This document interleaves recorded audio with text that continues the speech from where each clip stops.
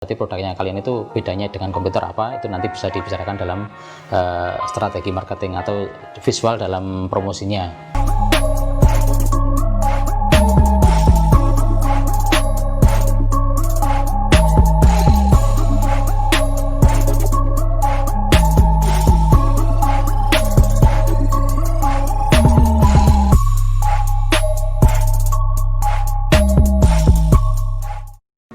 Halo, kembali lagi dengan saya Hans. Di video kali ini saya akan membahas sesuatu yang berbeda dari konten-konten sebelumnya. Kali ini saya akan membahas tentang USP atau Unique Selling Proposition atau Unique Selling Point, atau istilahnya diferensiasi, atau istilah lain istilahnya pembeda. Jika kalian punya produk, itu kan harus mempunyai pembeda dengan kompetitor agar menjadi nilai tawar lebih. Kenapa customer atau calon konsumen membeli produk kalian, kira-kira seperti itu. Jadi misalnya kalian sudah punya produk, sudah punya logo, sudah punya produk, dan produknya itu masih produk umum, belum mempunyai pembeda. Nah, itu lo segera mencari pembeda, karena nanti promosinya itu bisa menceritakan tentang kelebihan produk kalian, atau bisa juga ngomongin sesuatu yang berbeda, produk kalian berbeda dengan kompetitor. Jadi pembeda dengan kompetitor, jadi produknya kalian itu bedanya dengan kompetitor apa, itu nanti bisa dibicarakan dalam strategi marketing atau visual dalam promosinya, atau nanti konten-konten untuk sosial medianya juga bisa membahas tentang kekuatan atau kelebihan produk kalian dengan dibanding kompetitor, kira-kira seperti itu. Terus salah satu cara untuk mengambil atau mencari unique selling proposition atau pembeda atau diferensiasi adalah yang pertama bisa digali dari proses pembuatan produk. Jadi mungkin produk kalian itu dibuat menggunakan mesin yang teknologi canggih atau steril dan lain sebagainya. Jadi bisa diambil dari itu, dari proses pembuatan produknya.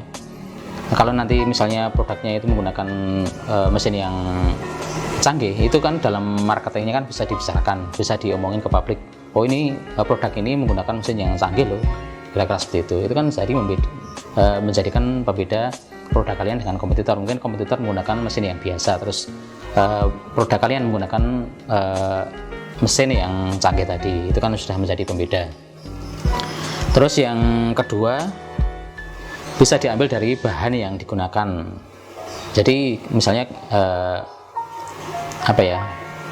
kompetitor itu menggunakan bahan yang standar, yang biasa, tidak berkualitas banget, tapi mungkin ya kualitas biasa lah ya. Terus kalian mencoba mencari bahan yang lebih bagus atau lebih baik, tapi harganya secara harga tetap terjangkau. Misalnya naik turun dari kompetitor, naiknya dikit, tapi sudah mendapatkan barang yang berkualitas. Jadi konsumen kalau mau beli ke tempat kalian, setara tadi kan kompetitor bahannya biasa, terus produk kalian kan bahannya lebih bagus, secara harga kan naik dikit, otomatis kan orang akan membeli produk kalian yang harganya naik sedikit tapi kualitasnya lebih bagus, jauh lebih bagus dari produk kompetitor, kira-kira seperti itu ya. Terus yang ketiga, istilahnya penawaran yang tidak dimiliki oleh kompetitor. Misalnya perusahaan kalian ini mengadakan giveaway misalnya, atau mungkin ngasih banyak bonus, atau mungkin ada gratis umroh dan lain sebagainya. Jadi bisa diambil dari situ ya. Jadi kompetitor tidak ada bonus-bonusnya, di tempat kalian ada bonus-bonusnya. Itu kan sudah menjadi pembeda atau diferensiasi atau unique selling proposition, kira-kira seperti itu. Terus yang keempat, kepada siapa produk Anda ditujukan. Jadi ini saya akan mengambil contoh produk helm ya. Jadi produk helm kan, kalau helm standar kan modelnya kan umum seperti itu. Tapi coba ngambil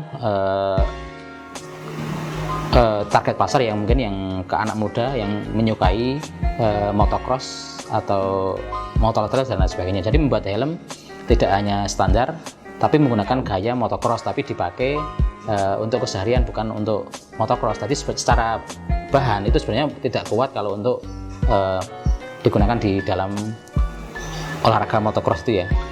Nah, itu cuma diambil dari modelnya saja, tapi secara bahan itu biasa. Secara kualitas tidak baik untuk motocross, tapi diambil modelnya helm itu helm motocross tapi dipakai keseharian atau menggunakan motor standar, misalnya Matic atau motor Supra, Jupiter dan lain sebagainya. Jadi yang diambil itu gayanya. Jadi yang penyuka motocross kan lebih pede, misalnya kalian pakai helm itu ketika di jalanan, kira-kira seperti itu. Kira-kira perbedaannya seperti itu ya. Terus yang kelima,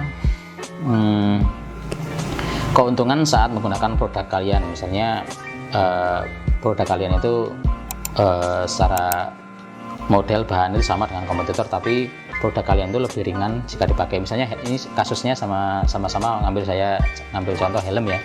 Jadi produk kompetitor misalnya secara helm, secara model sama, secara warna sama, tapi produk kalian itu lebih ringan dipakai, tidak berat kalau di kepala. Kalau produk kompetitor itu mungkin berat, itu kan sudah menjadi nilai lebih ya, atau pembedanya itu ya. Jadi sudah jadi USP-nya. Jadi bahannya lebih ringan, lebih enteng, tapi secara keamanannya tetap aman, kira-kira seperti itu ya. Terus yang keenam, di mana proses produk ini dibuat. Jadi misalnya helm itu dibuat di Indonesia sama misalnya produk kompetitor dibuat di Indonesia nih, terus produk kalian dibuat di Amerika misalnya. Itu kan kalau orang Indonesia beli produk lokal sama import kan lebih pede yang produk import. Nah, itu kan bisa menjadi USP pembeda. Jadi produk kompetitor itu cuma diproduksi di Indonesia. Misalnya secara image-nya kan kalau produk lokal kan kualitas diragukan, kira-kira seperti itu. Walaupun sebenarnya lebih bagus produk lokal, tapi kan secara gengsi lah. Itu kan kayaknya kalau produk dari luar negeri kan lebih keren, kira-kira seperti itu. Gambarannya seperti itu udah jadi pembeda dari kompetitor atau USP tadi. Terus yang terakhir bisa diambil dari ceritanya, misalnya cerita proses kenapa bisa menemukan produk helm itu. Misalnya kalian kan dulu kan belum usaha helm, misalnya belum produksi helm, kenapa tidak tiba-tiba bisa memutuskan untuk produksi helm. Itu kan biasanya kan ada sejarah, mungkin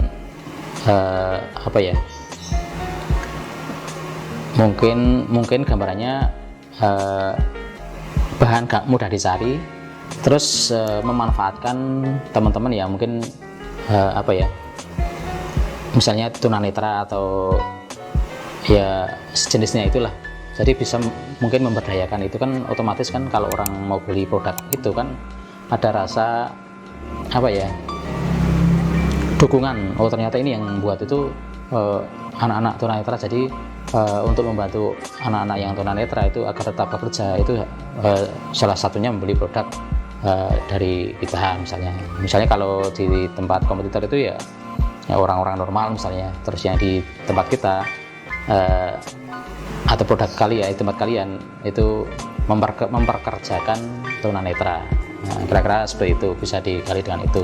Jadi kalau udah ketemu titik-titiknya tadi, itu mau ke tahap promosi kan, yang mau dibicarakan kontennya tentang apa kan enak. Itu tinggal diambil dari keunggulan atau pembeda dari produk, pembedanya itu dari produk kompetitor. Kira-kira seperti itu gambarannya. Jadi ya ini sebagai gambaran ya, sebagai wawasan. Jika kalian punya produk ya itu harus mempunyai USP atau unique selling proposition atau unique selling point atau diferensiasi, atau bahasa umumnya ya pembeda dari produk kompetitor, kira-kira seperti itu.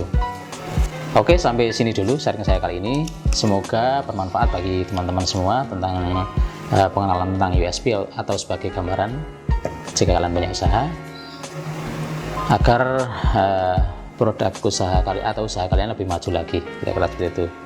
Oke, jangan lupa like jika kalian suka dengan video ini, terus jangan lupa komen di bawah jika kalian punya pertanyaan, dan jangan lupa share video ini ke sosial media kalian dan teman-teman kalian, dan jangan lupa subscribe dan klik tombol loncengnya agar kalian selalu dapat notifikasi video terbaru dari saya.